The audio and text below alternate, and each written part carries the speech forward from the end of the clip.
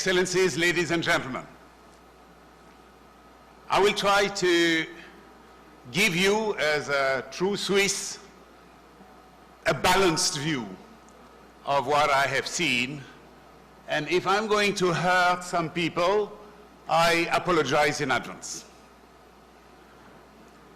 The Korean conflict is one of the last dinosaurs of the Cold War, of Stalinism versus McCarthyism. But fortunately, the situation has evolved. As we all know, South Korea embraced a democratic system, the economic system of the West, and entered into a fantastic economic journey and also freedom, and congratulations. Now, perhaps the perception that people have of North Korea, in my view, we should sometimes revisit.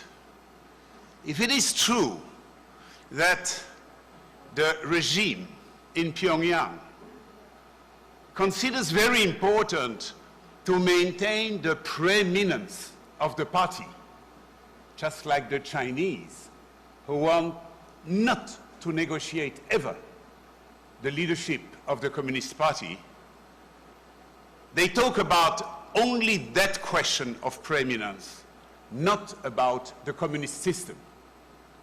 It does not really imply that it's going to continue to be a Marxist-Stalinistic organization, especially as far as the economy is concerned. There are two conflicts in one. There is, of course, the conflict between South Korea and North Korea with the DMZ, but there is also a more global and actually more important conflict, which is between the USA and China. And to some extent, both sides of Korea are like the proxies of the huge strategic game which is playing currently between those two giants. Koreans constitute a very defined nation, unlike many other countries. Unlike many countries which exist on the map, but do not have common traditions, a common culture. I would dare to say that Koreans as a whole are very nationalistic about what means the Korean identity. So therefore, in my view, they have a legitimate right to be again together and to build the future together. Now, apart from the military conflict, there is unfortunately a propaganda war. And I would like to say on both sides. It's obvious that in the North, there's a lot of brainwashing, there is no freedom of speech. We all know that. It's dictatorship. But there is also a very big propaganda exercise here in the South. And I believe that it would be important to play it down and plant the seeds of a better mutual respect, that mutual respect and face saving, which is so important in that part of the world. It's not a question of the one winning and the other one being defeated. It's a question of finding a solution together. I'm convinced that Koreans, North and South, Koreans are Koreans. And it means those are smart people, those are hard worker people. The success of South Korea would not have been possible without that characteristics of the Korean people. But I do not agree when people say in South Korea people work because they are motivated, and in North Korea they work because they are forced to. A little bit perhaps, but mainly it's because Koreans on both sides are people who are hardworking and want to be perfectionists. There is also a belief that in North Korea, the economic situation will be like in Russia just before the collapse of the Soviet Union. This is not true. This is at least not what I have seen. When I traveled in North Korea, and I had insisted not to be shown only the Potemkin type of things, what I have seen is that they were really, despite of the sanctions, trying to produce as much as they could with the means they had, most of the things they needed. So you do not have in North Korea that kind of apathy, of lethargy, which you had in Russia during the last years of the communism. Both South and North Korea invest in the knowledge economy. South, we all know. North, I was surprised to see how they invest into constant education, even for the people already in the factories. They want to push education and learning and science first because they want, like quite a number of Asian nations, to be part of that future wave which will, in my view, put Asia in the #1 position worldwide. I personally believe, I may be wrong, but I believe that the North Korean leaders are considering as a serious option to open up. Now, it doesn't mean they have decided to do that. They always have plan A, plan B, but I think they consider it as a possibility. And it depends on the conditions for themselves. Never forget, for themselves, the leaders, and for the country.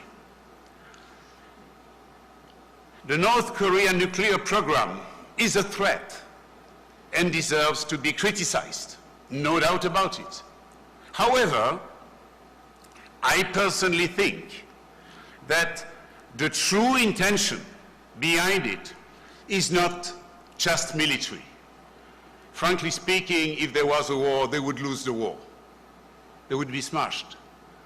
But the reason why they do that is, #1, to get attention of the open world, especially to get the attention of the US to negotiate something and probably get out of the sanctions, and B, to feed the huge propaganda organization inside the country so that the people can be proud of their leader.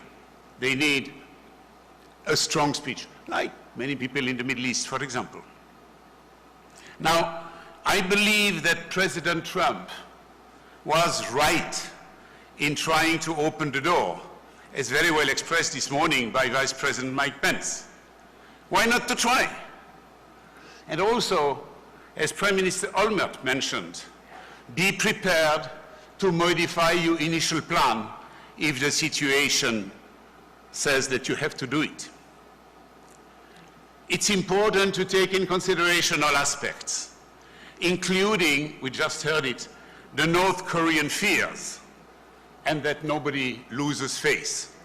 I don't believe one should be a winner and the other one should have lost the game. It's a question of finding a solution that both can be the winners. President Kim Jong-un has just defined, it's public, the economy as his main priority, this before the foreign policy. What I could observe when I was in a mission there was that beside the military industry, and second, the heavy industry, which are the two main pillars, of course, of the country, they are making an increased effort in developing the light industry and the consumption, which is quite interesting. I could give a lot of examples, but I don't want to waste your time. I do believe that the economy is a key component to the solution. And there are, as several people said, strong potential economic synergies between both sides of Korea. There is a need. The need of the day is for platform for dialogues, to gradually eliminate the misunderstanding, the fears which are cultivated by the propaganda on both sides, and to gradually establish a mutual trust. And this is where the Universal Peace Federation has gained for itself a very serious credibility and can play a major role. Those are seeds for peace, seeds for peace, the first enablers of a constructive dialogue.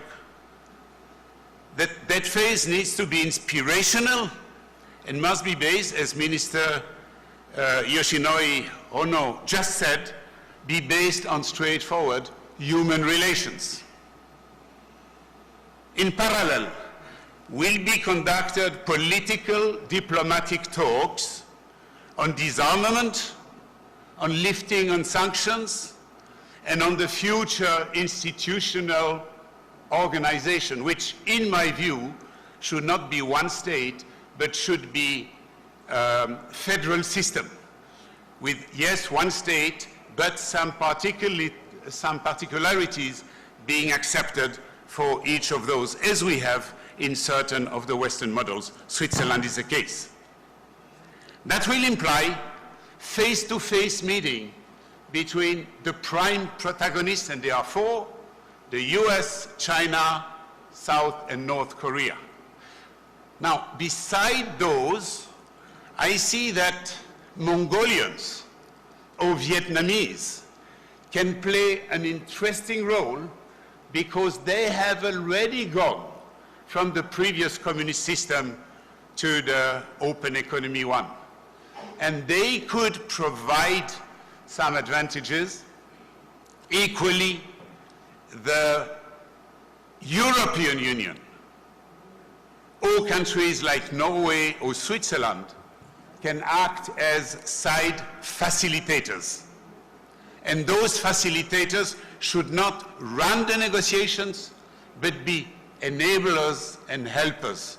And now we are going to have, I think, Dominique de Villepin, and it will be very interesting to hear the opinion of the EU, but I believe that between America and China, Europe has a role to play. Thank you. Thank you, Dr. Begle, for your thoughtful and insightful remarks. Thank you very much.